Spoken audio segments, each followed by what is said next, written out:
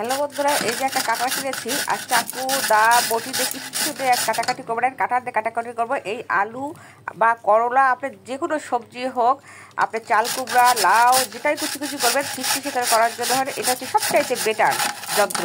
আমি যা মনে করি, এটা কিনে আমি যা মনে মনে এত খুশি হয়েছি সেটা বলার মতো না। আর হাতেও লাগছে না, আর বটির দাঁতে করলে তো হাতে লাগার সম্ভাবনা থাকে, এটাতে কোনো হাত কাটার কোনো ভয় নেই। আমি এই আলু আর করলা কাছে ঠিসঠিসে করে আমার মনে যা শান্তি তা বলার মতো না। এই জিনিসটা আমার এত ভালো লেগেছে যে দেখবেন, এই দেখুন এত ঠিসঠিসে হয়েছে যে ঝুরি ঝুরি ঝুরি ঝুরি হয়েছে। ছোটো মাছ দিয়ে হাতে মেখে খাওয়ার মতো যে দুর্দান্ত একটা যন্ত্র, সেটা বলার মতো না। আজ আমি ছোটো মাছ চচ্চড়ি করব বলে এই এই কাটার দিয়ে কাটলাম, আর এখানে করলা আছে আর পেঁয়াজও নিলাম। পেঁয়াজটা ভাবলাম যে এরকমকে ঝিরিঝিরি হবে না, এখন পেঁয়াজটা দেখছি গলে যাচ্ছে, তো এটা দিয়ে হবে না। পরে আমি দেখতে বটি দিয়ে পেঁয়াজটা কেটে নিলাম। এটা দিয়ে পেঁয়াজটা কাটতে যাবেন না, এটাতে পেঁয়াজ কাটা হবে না ভালো। তো সে যাই হোক, হাতে মেখে চুকে ছোটো মাছ চচ্চড়ি করবো। এই যে দেখুন ছোটো মাছ চচ্চড়ি করছি হাতে মেখে চুকে। খাবারটা খেতে কিন্তু দারুণ, সত্যি বলছি দারুণ। আর এত করলা আর আলুটা এত চিকন হয়েছে যে মনে হচ্ছে অর্ধেক রান্নাটা আমার এখানে হয়ে গেছে। হাত দিয়ে যখন আমি মাখা চুকা করছিলাম তখন মনে হচ্ছিল রান্নাটা বোধহয় আমার এখানে হয়ে গেছে। আর বেশি করে সরিষার তেল দিয়েছি, ওই যে সরিষা বাড়ির তেল তো গায়ে লাগেনি, এর জন্য অনেকগুলো তেল দিয়েছি। আর বাড়ির জিনিস তো খেতে তো গায়ে লাগে না, টাকা দিয়ে কিনতে সে গায়ে লাগে।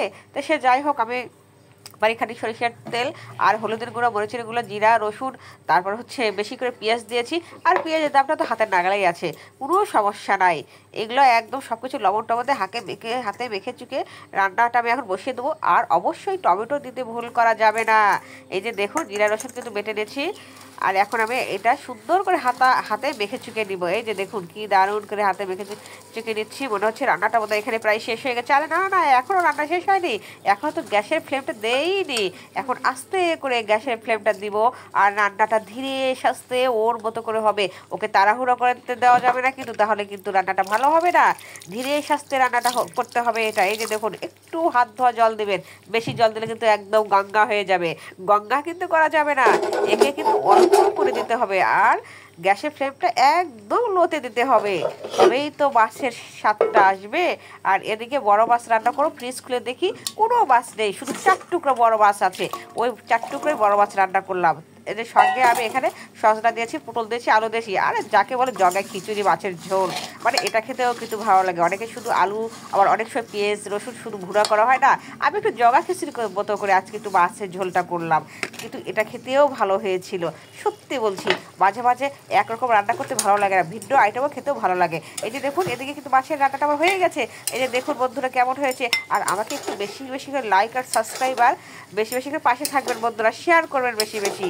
এই যে বন্ধুরা দেখুন আমার মাছের চচ্চড়িটা হয়ে গেছে, দেখুন কী কালার হয়েছে। অবশ্যই কমেন্ট করে জানাবেন যে আমার রান্নাটা কেমন হয়েছে। বন্ধুদের তো আর খাওয়াতে পারলাম না, শুধু দেখাচ্ছে না, কী বলবো।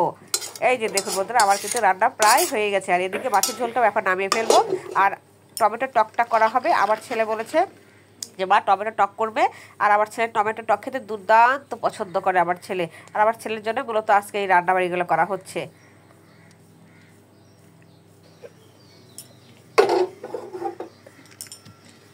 এই যে বন্ধুরা এখন বড় মাছের ঝোলটা চড়িয়ে দিয়েছি। দেখুন আমার রান্না কিন্তু প্রায় শেষ হয়েছে। এটা রেসিপিটা দেখালাম না, কারণ ভিডিওটা বেশি বড় করা যাবে না, তখন আপনাদের বিরক্তি এসে যাবে। এই যে টমেটো চাটনিটা এখন নামিয়ে ফেলবো। সবাইকে দুপুরের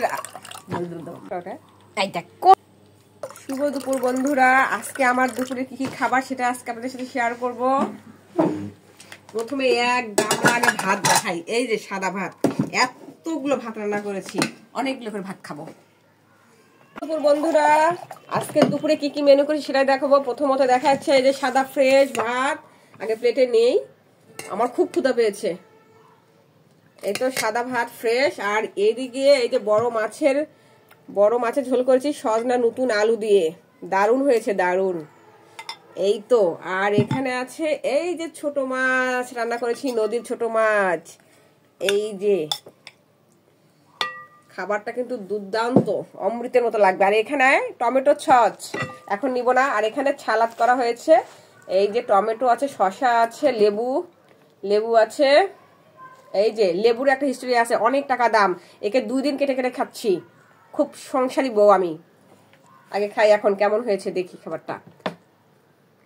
দারুণ দারুণ হয়েছে। মাছটা বড় মাছ ছিল। দারুন।